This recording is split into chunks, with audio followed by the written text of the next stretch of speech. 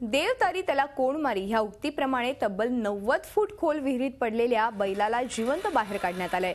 बैल बाहेर काढण्यासाठी शेतकरी आणि गावकऱ्यांनी दाखवलेल्या तत्परतेमुळे बैलाचे प्राणही वाचलेत। लातूर जिल्ह्यातील मुरुड येथील किशोर चांडक यांनी नवीन आणलेला बैल दुसऱ्या बैलासोबत गोठ्यात झुंजत असताना रात्रीच्या वेळी विहिरीत पडला आणि सुरू झालं रेस्क्यू ऑपरेशन। ह्या बैलाला वाचवण्यासाठी नवीन आणलेला बैल गोठ्यात बांधला होता, मात्र या बैलासोबत गोठ्यातील इतर बैलांची काही गट्टी जमली नसल्यानं ह्या बैलांमध्ये गोठ्यातच मध्य फूट खोल विहिरीत पडला। गावातील मंडळी, जेसीबी मशीन, ट्रॅक्टर हा लवाजमा विहिरीजवळ जमला आणि अथक प्रयत्नानंतर बैलाला सुखरूप बाहेर काढण्यात आलं। बैल जिवंत असल्याचं पाहून ग्रामस्थांच्या चेहऱ्यावर समाधानाचं हास्य आलं। त्यानंतर ह्या जखमी बैलावर पशुवैद्यकीय कर्मचाऱ्यांनीही उपचार सुरू केले।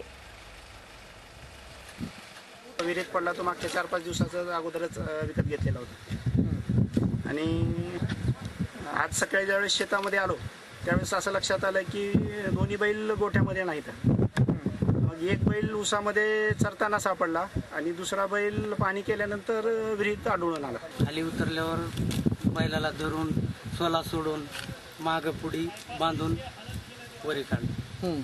कसं बांधलं? परत माग एक सोल बांधली, पुढे एक बांधली, शिंगाला बांधलं, वरी वळलं।